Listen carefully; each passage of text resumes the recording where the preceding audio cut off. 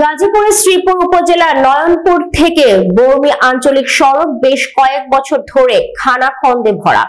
নয়নপুর থেকে সিসিটিভি মোড় পর্যন্ত কিছুদিন আগে এই সড়কে মেরামত কাজ শুরু হয়, কিন্তু নয়নপুর থেকে মাত্র 1 কিলোমিটার সড়ক এখনো বেহাল হয়ে আছে।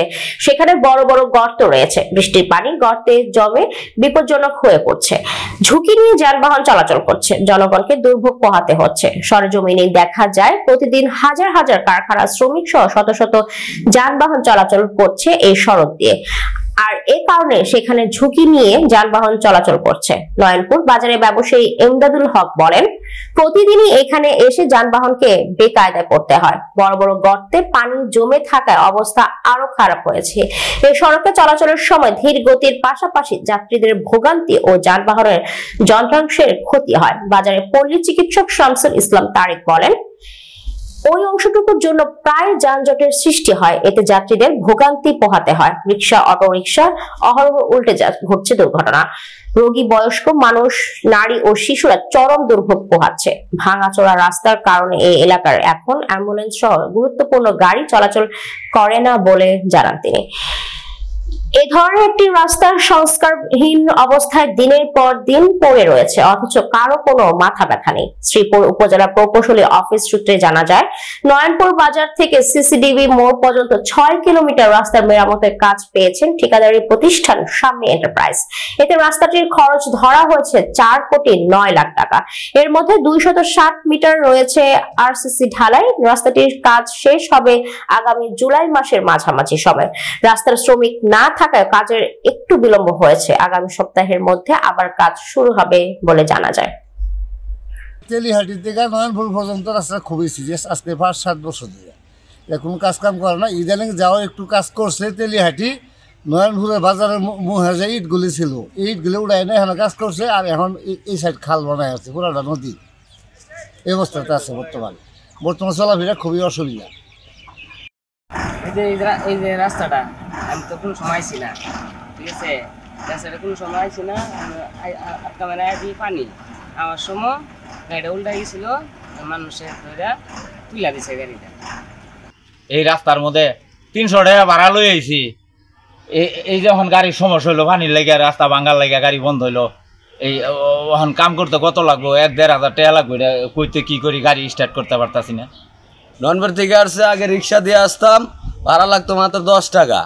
এখন তো রিক্সার রাস্তার যে অবস্থা, টাইলস পরে রয়েছে, পরে রয়েছে, খোয়া টোয়া পাটা যে কোনো সময় কাটতে পারে, দুর্ঘটনা আমাদের হইতে পারে। এখন এই যে নয়নপুর থেকে আসলাম হাইটা, দেখেন এই যে আমাদের এই রাস্তার এই অবস্থা, এটা যদি সমাধান না করে আমাদের তো বাঁচার কোনো উপায় নেই। কত দুর্ঘটনা ঘটে তার কোনো ঠিক আছে? আমি হাসপাতালে যাইতে পারলাম না, রাস্তা নিয়ে সিএনজি বন্ধ হয়েছে, কেমনে যাই আমি? আমরা এখন যাতায়াত করতে পারতেছি না, গাড়ি চালাইতে পারতেছি না, স্কুলের ছাত্রছাত্রীরা চলাচল করতে পারতেছে না, গার্মেন্টসের শ্রমিকরা যাতায়াত করতে পারতেছে না, অনেক সমস্যা হইতেছে। ঈদের আগে রাস্তাটা সকলে তুলে নিয়ে গেছে, তুলে নিয়ে যাওয়ার পর পরবর্তীতে বৃষ্টির ফলে রাস্তাটা এমন পরিবেশ হয়েছে, মানে যে গার্মেন্টসের লোকজন চলাচল করে, তারা চলতে পারে না। আমরা যারা ব্যবসায়ীরা আছি তারা খুব বেকায়দা আছি, কিন্তু কাস্টমার দোকানে আসতে পারে না, মানুষের চলাচল নাই, রাস্তাতে হাঁটু পরিমাণ পানি, মানে একদমই বেহাল অবস্থা। হাজার হাজার শ্রমিক এই রাস্তা দিয়ে চলাফেরা করে। আমাদের যে দোকানের গাড়ি এখান দিয়ে আসতে পারে না, মোটর সাইকেল যাইতে পারে না। রাস্তাটা কিন্তু একবার ভালো ছিল, কোনো পানি টানি বাঁচতো না, খুব সুন্দর রাস্তা ছিল। এই রাস্তাটা এরকম করার কারণ কি আমরা বুঝলাম কি হচ্ছে মানুষের।